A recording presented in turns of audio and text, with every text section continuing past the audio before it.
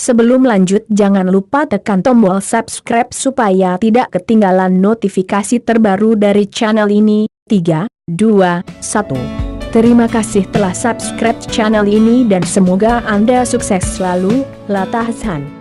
Taatilah suamimu. Pernikahan adalah salah satu nikmat Allah yang diberikan kepada laki-laki dan perempuan dengan kadar yang sama dan berimbang. Ia adalah wujud kecintaan, kasih sayang, mementingkan pasangan, saling memberi dan menerima. Hal itu terbaca jelas dalam firman Allah, dan di antara tanda-tanda kekuasaannya ialah Dia menciptakan untukmu istri-istri dari jenismu sendiri, supaya kamu cenderung dan merasa tenteram kepadanya, dan dijadikannya di antaramu rasa kasih dan sayang. Sesungguhnya pada yang demikian itu benar-benar terdapat tanda-tanda bagi kaum yang berfikir. Ar-Rum 21. Demi menjaga kelanggengan kasih sayang dan hubungan baik antara suami istri, maka Allah meletakkan hak bagi masing-masing atas pasangannya. Firman Allah, dan para wanita mempunyai hak yang seimbang dengan kewajibannya menurut Qiyam yang ma'ruf.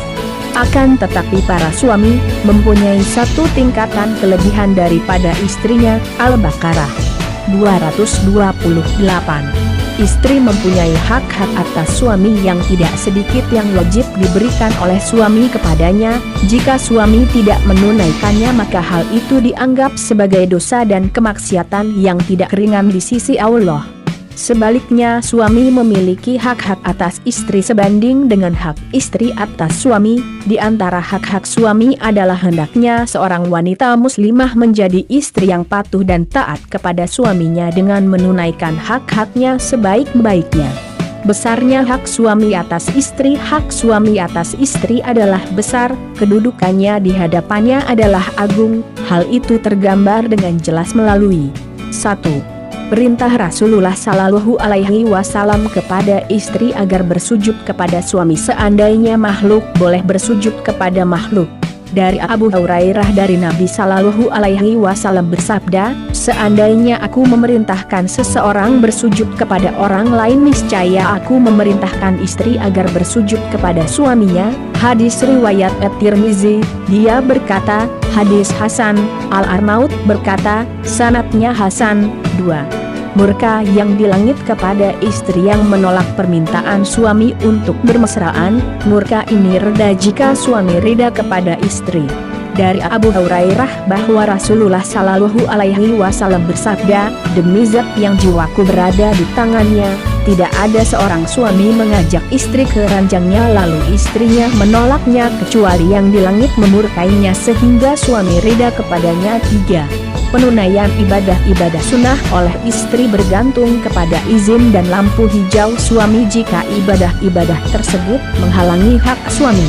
Dari Abu Hurairah bahwa Rasulullah Shallallahu Alaihi Wasallam bersabda, tidak halal bagi wanita berpuasa sementara suaminya hadir kecuali dengan izinnya, dan hendaknya dia tidak mengizinkan di rumahnya kecuali dengan izinnya. Khusus dalam hal ini terdapat teladan dari Aisyah istri Rasulullah Shallallahu Alaihi Wasallam. Aisyah berkata, aku pernah berhutang puasa Ramadan, aku baru bisa melunasinya di bulan Syaban. Hal itu karena kedudukan Rasulullah Shallallahu Alaihi Wasallam. Hadis riwayat Jamaah 4. Menghadirkan seseorang di rumah suami bergantung kepada restu suami, sebagaimana dalam hadits Abu Hurairah di atas, dan hendaknya dia tidak mengizinkan di rumahnya kecuali dengan izinnya. Juga berdasarkan hadis Amr bin al-Ahwas as-Sahih bahwa dia mendengar sabda Nabi Shallallahu Alaihi Wasallam pada Haji Wada, hendaknya mereka tidak mengizinkan di rumahmu bagi orang yang tidak kamu sukai. Hadis riwayat At-Tirmizi. Dia berkata, hadis Hasan Sahih. 5. Izin hulu menuntut berpisah dari istri dengan membayar iwat, ganti rugi, dalam kondisi istri takut tidak mampu menunaikan hak-hak suami seperti yang dilakukan oleh istri Tsabit bin Qais. Al-Bukhari meriwayatkan dari Ibnu Abbas berkata, istri Tsabit bin Qais datang kepada Rasulullah. Dia berkata, ya Rasulullah, aku tidak membenci agama dan akhlak Tsabit, hanya saja aku takut kufur dalam Islam. Rasulullah bertanya, apakah kamu mau mengembalikan kebunnya kepadanya? Dia menjawab, Ya, maka Nabi Shallallahu Alaihi Wasallam meminta Sabit berpisah darinya. Apa yang dilakukan istri Sabit ini merupakan tindak lanjut dari firman Allah, tidak halal bagi kamu mengambil kembali sesuatu dari yang telah kamu berikan kepada mereka, kecuali kalau keduanya khawatir tidak akan dapat menjalankan hukum-hukum Allah.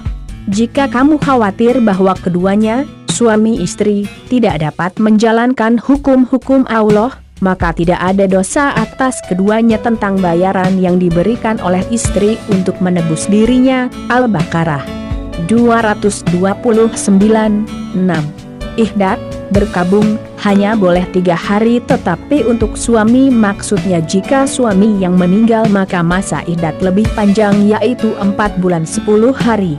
Rasulullah Shallallahu Alaihi Wasallam bersabda, tidak halal bagi seorang wanita yang beriman kepada Allah dan hari akhir berihdat, bergabung, atas mayit lebih dari 3 malam kecuali atas suami yaitu 4 bulan 10 hari, muttafaq alaihi dari Ummu Habibah dan Zainab binti Jahsy. 7.